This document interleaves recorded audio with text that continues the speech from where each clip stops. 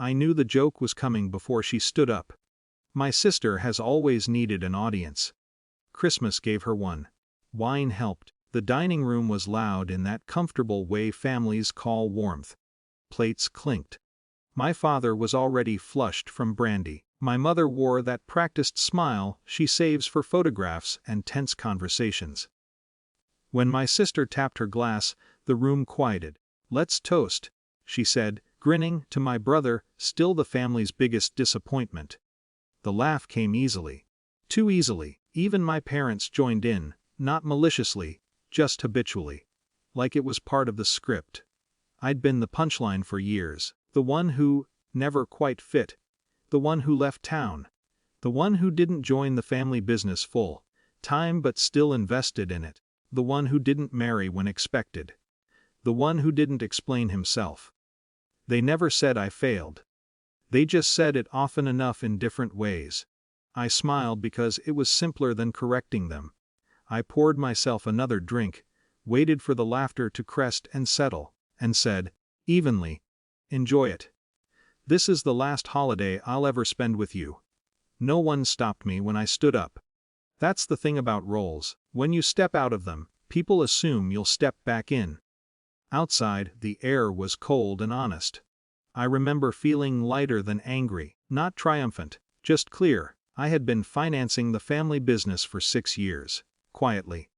A minority partner with enough capital to matter, but not enough presence to interfere. That's how they preferred it. My father liked control, my sister liked proximity to it. They told people I helped out. They never mentioned that my investment covered expansion costs when the bank declined them. They didn't need to. I didn't correct them. 2 days after Christmas my phone rang. I let it go to voicemail the first time. She called again.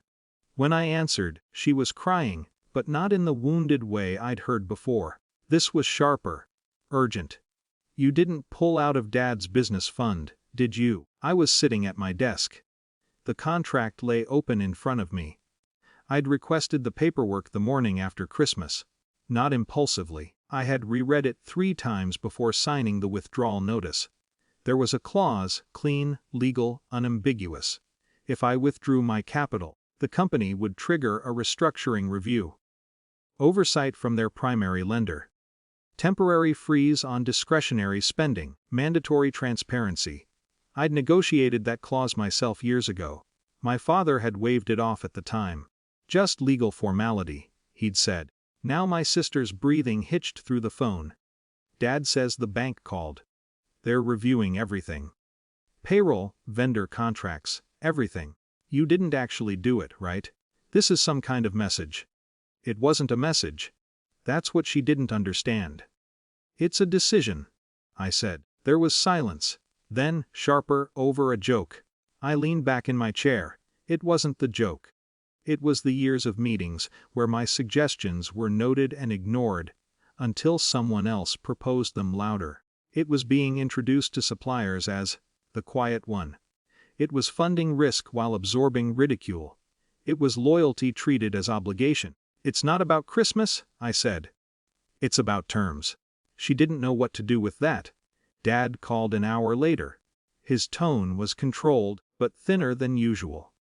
"You're putting the company in a difficult position," he said. I almost told him that I'd been in one for years. Instead, I said, "The contract allows withdrawal with 90 days' notice." I followed the terms. He tried a different approach. "Family doesn't do this to each other. Family doesn't toast to each other's failure either," I thought, but I didn't say it. "The bank oversight will pass once they stabilize." I continued. "If the business is strong, this won't hurt it." He didn't respond immediately.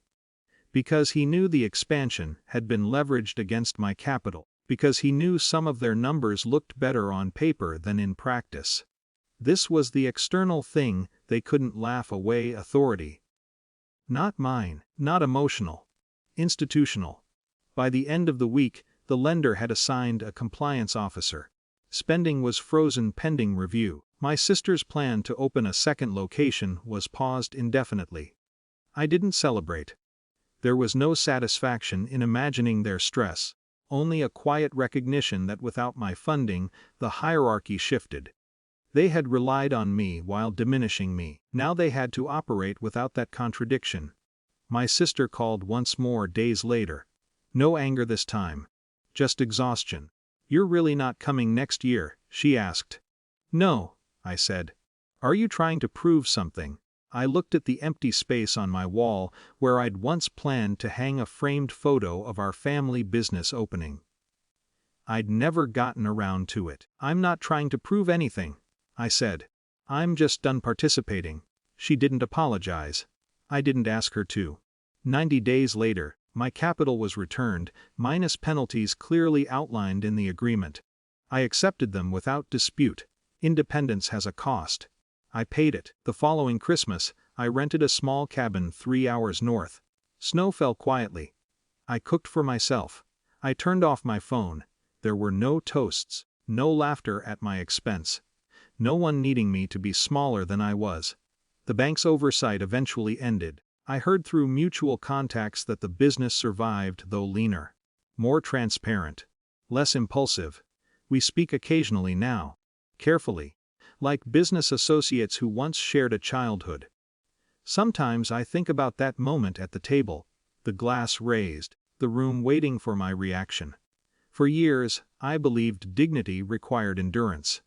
That loyalty meant absorbing discomfort without complaint. Now I think dignity sometimes looks like paperwork, and silence, and not coming back.